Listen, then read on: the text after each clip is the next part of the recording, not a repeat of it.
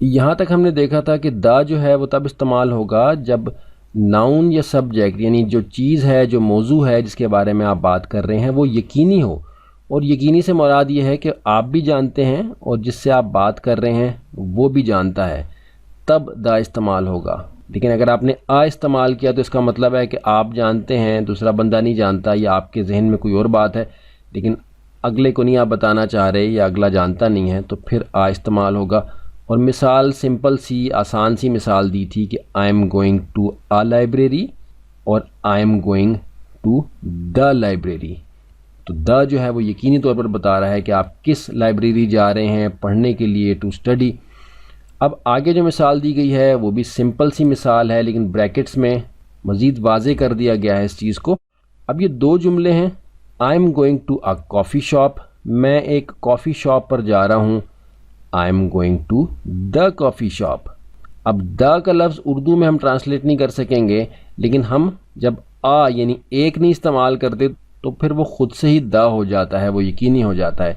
کہ میں اپنے دوست کو یا اپنے بھائی کو کہوں کہ میں ایک کافی شاپ جا رہا ہوں، تو ممکن ہے کہ آپ کے شہر میں بیسیوں کافی شاپس ہوں، تو وہ یہ نہیں جان سکے گا کہ آپ کون سی کافی شاپ جا رہے ہیں۔ لیکن جب آپ کہیں گے کہ I am going to the coffee shop, اس کا مطلب ہے کہ آپ یہ جانتے ہیں کہ آپ کے بھائی کو پتہ ہے، آپ کے دوست کو پتہ ہے، یا جس سے آپ بات کر رہے ہیں اس کو یہ معلوم ہے کہ آپ کون سی کافی شاپ جا رہے ہیں۔ اسی لیے آپ دیکھیے کہ I am going to a coffee shop کہ آگے لکھا ہوا ہے بریکٹ میں نو اسپیسیفک کافی شاپ، یعنی کوئی مخصوص کافی شاپ کے بارے میں آپ بات نہیں کر رہے، بس آپ کہہ رہے ہیں کہ I am going to a coffee shop, یعنی وہ کوئی بھی ہو سکتی ہے۔ لیکن جب آپ کہہ رہے ہیں کہ I am going to the coffee shop, تو a specific coffee shop both the speaker and listener knows, کوئی مخصوص کافی شاپ جس کے بارے میں یہ جملہ کہنے والا اور اس جملے کا جو مخاطب ہے جس سے کہ بات کی جا رہی ہے وہ دونوں جانتے ہیں کہ یہ کس کافی شاپ کے بارے میں بات ہو رہی ہے، تو اس صورت میں دا کا آرٹیکل استعمال ہوگا۔ پریشانی کم کرنے کے لیے پھر سے واپس آتے ہیں، دیکھیں کہ صرف 3 آرٹیکلز ہیں، بالکل پریشان نہ ہوں، جن کے بارے میں یہاں ذکر کیا گیا ہے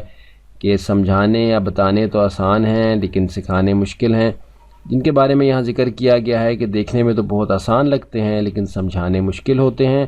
ہم نے پہلے آ کو سمجھا تھا، پھر این کو سمجھا تھا، مثالیں بھی سمپل تھیں کہ آ کے بعد آنے والے لفظ کا جو پہلا حرف ہے اگر وہ کانسوننٹ ہوگا تو پھر آ اس سے پہلے استعمال ہو سکتا ہے، کیونکہ آ اور این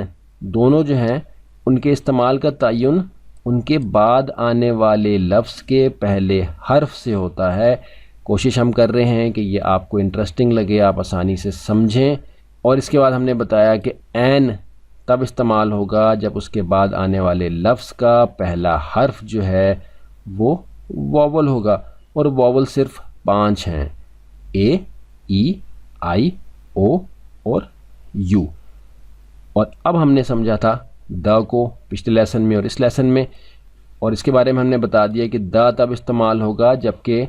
ناؤن یا سبجیکٹ یعنی کسی شخص کے، کسی چیز، جگہ کے یا کسی عمل کے بارے میں، کسی موضوع پر آپ بات کر رہے ہیں اور وہ یقینی ہے، کس کے لیے؟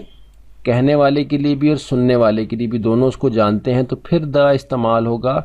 ورنہ دا استعمال نہیں ہو سکتا۔ اسی حوالے سے کچھ مزید اگزامپلز ہیں، ان کو آگے چل کے دیکھتے ہیں۔ پریشانی والی کوئی بات نہیں ہے، کیونکہ اگر یہ سب کچھ آپ بھول بھی گئے